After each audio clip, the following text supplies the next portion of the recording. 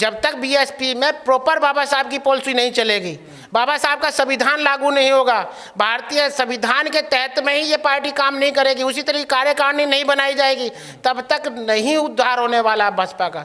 बसपा की जो दुकानदारी वाली बात बना रखी है वो खत्म होनी चाहिए। इंडिविजुअल आदमी की बात नहीं मानी जाएगी, व्यक्तिगत आदमी की बात नहीं मानी जाएगी। आप सामाजिक लोकतंत्र के तहत में कोई भी निर्णय लीजिए, पब्लिकली लीजिए, जिसको सबको पता लगे। जो लोग जिस लेवल का है उसको उस लेवल के काम दीजिए। हर क्षेत्र में आपने राष्ट्रीय कार्यकारिणी बनानी पड़ेगी, फिर प्रदेश लेवल में बनानी पड़ेगी। एक ही सिर्फ राजनीति की नहीं है, आप तो बौद्ध धर्म को भी अपने साथ में लगाना पड़ेगा, राष्ट्रीय कार्यकारिणी बना करके प्रदेश लेवल पे भी।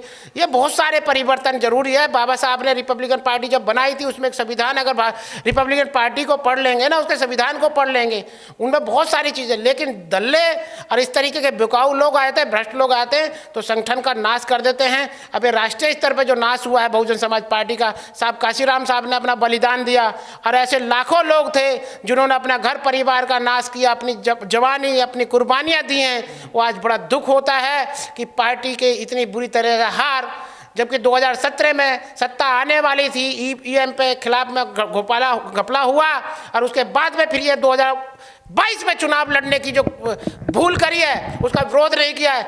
ये और कुछ नहीं है, इन्हें जो 2019 में 10 सीट उन्हें दे दी और वो खुश हो गए, उन्होंने आंदोलन ईवीएम के खिलाफ नहीं किया।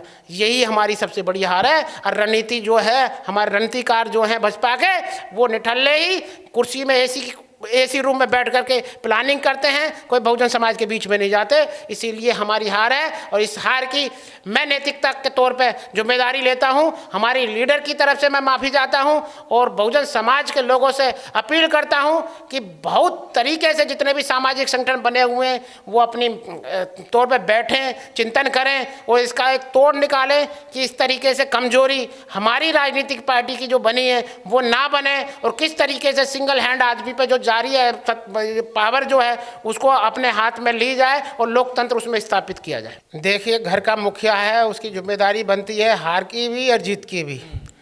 अब जिन्होंने ये टिकट दिए या काम किया उच्च लेवल पे, जिन्होंने अपनी रणनीति बनाई, जिम्मेदारी उन्हीं की है। उन्हीं की वजह से, उनकी कमज़ोर रणनीति की वजह से ये बहुजन समाज पार्टी की हार हुई है, जिसकी समीक्षा होनी जरूरी चाहिए और सही निर्णय लेने की ज़रूरत है। बहुजन समाज अपने आप को बहुत कमज़ोर महसूस कर रहा है, जिसकी वजह से आज हत्याएं तक हो रही है लोगों की। बहुजन समाज पार्टी इस तरीके की जो हत्याएं हो रही हैं उनकी निंदा करनी चाहिए, और अपराधियों के खिलाफ में कठोर से कठोर धरना प्रदर्शन करके और उन अपराधियों को सज़ा दिलाने का काम करना चाहिए। राजनीतिक पार्टी की जिम्मेदारी बनती है। वो बेशक वो अब हार गई, उन्हें सीट नहीं मिली है, लेकिन कार्यकर्ता बहुजन समाज का सपोर्टर अभी भी है, रहेगा। समाज ने क्यों साथ छोड़ दिया बीएसपी का, आखिर क्या वजह है? बहुजन समाज की रणनीति फेल है, ये 4 बार फेल हो चुकी है। हम बार बार उसी चीज़ को एक्सपायर, कोई चीज़ दवाई का एक चीज़ होती है, कोई दवाई होती है, उस दवाई का एक समय तक वो रहता है कि इस समय तक ये दवाई आपके लिए हितकर होगी। अगर उसका डेट अगर ख़त्म हो गई है, एक्सपायरी डेट आ गई है, तो उसे नई दवाई लेने की ज़रूरत है। इसलिए बहुजन समाज पार्टी की आज के आधुनिक युग में नए तरीके से आपको चेंजिंग की ज़रूरत है। राष्ट्रीय नेतृत्व में चेंज होना जरूरी है। लोकतंत्र बहुजन समाज पार्टी में नहीं है। लोकतंत्र स्थापित हो, राजतंत्र वाला सिस्टम, हिटलरशाही वाला ऑर्डर देने वाला सिस्टम खत्म होना चाहिए। कोई भी निर्णय, आप प्रदेश की चुनाव है तो प्रदेश की एक टीम होनी चाहिए, उसके ऊपर भी जो राष्ट्रीय अध्यक्ष है उसके ऊपर भी एक टीम होना चाहिए। आप चाहते हैं कि बीएसपी में जो नीतियां हैं उनमें बदलाव होना चाहिए? अब जरूरी है। अगर आपने वक्त रहते हुए बदलाव नहीं किया, मैं तो आज से नहीं कह रहा हूँ, मेरा तो कम से कम 10 साल से मेरा ये मांग है। काशीराम साहब की मौत के बाद में जो लगातार संगठन को मजबूत करने की बात हो रही थी या संगठन के अंदर बदलाव की बात हो रही थी, उस पर उनको नज़रअंदाज किया। जो लोग ये बात कहते थे उनको पार्टियों से तक निकाल दिया गया। पार्टी के अंदर एक आदमी का लोकतंत्र में कोई दिमाग नहीं चलता है। इसमें सार्वजनिक रूप से मीटिंग करके सही निर्णयों पे बात हो, सही मुद्दे बने, सही रणनीतिकार हो, वैज्ञानिक युग के तहत में हो। समाज की बात कर रही है पार्टी। देखिए ब्राह्मण, देखिए आपको बता दूं, तथागत गौतम बुद्ध जी थे, उन्होंने वर्ण व्यवस्था को खत्म करने के लिए बहुजन हिताय बहुजन सुखाय का नारा लगाया था। बहुजन समाज के एक एक करके सब समाज के आदमियों को एकत्र किया था और बुद्ध धर्म की दीक्षा देनी शुरू की थी। तो वैज्ञानिक दृष्टिकोण को जब उन्होंने अपना लिया, उन्होंने भी सर्व समाज हिताय सर्व समाज सुखाय नहीं कहा, उन्होंने बहुजन समाज हिताय कहा।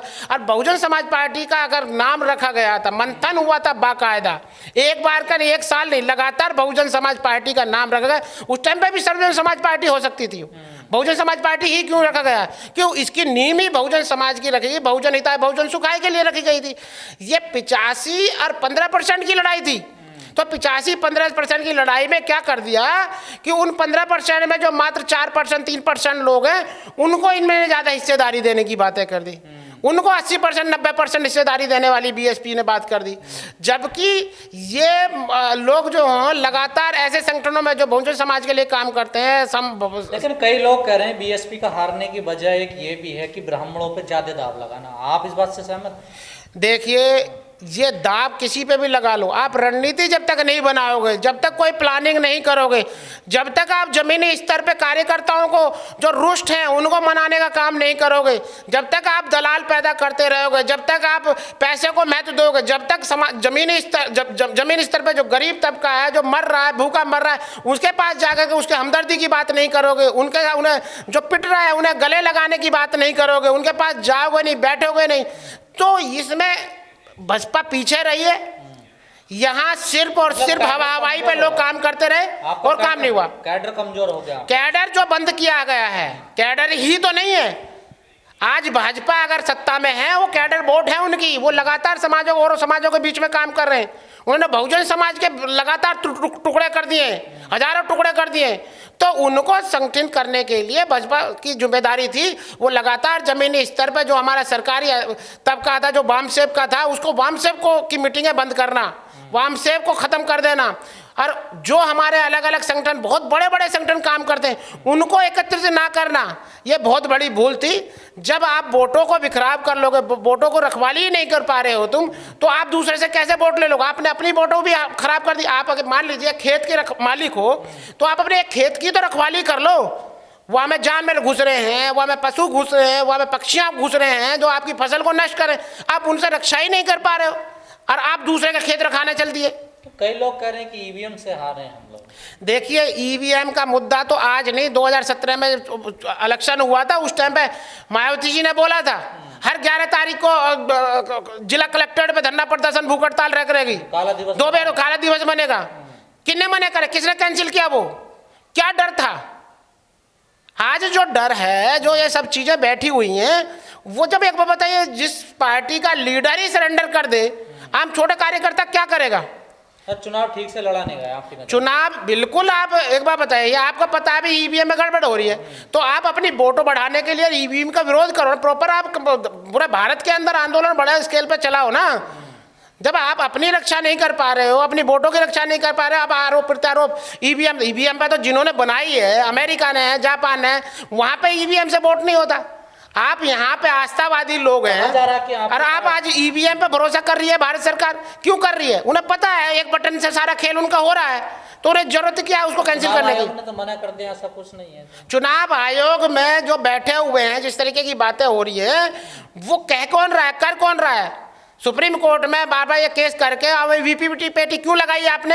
अगर नहीं हो रहा गड़बड़, उसमें क्यों कहा गया था कि वो 90% वीपीपीटी जो बैलेट पेपर वो गिने जाएंगे? पर्चियों गिनती किन्हें क्यों बंद कैंसिल कर दी?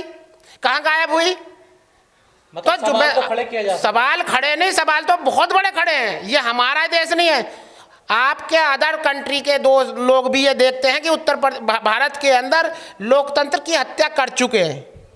इतने जनादेश का आप अपमान कर रहे हैं, देखिए कितना जनादेश का अपमान। एक बार बताइए, बार बार जो ईवीएम क्यों बंद नहीं करते हो आप?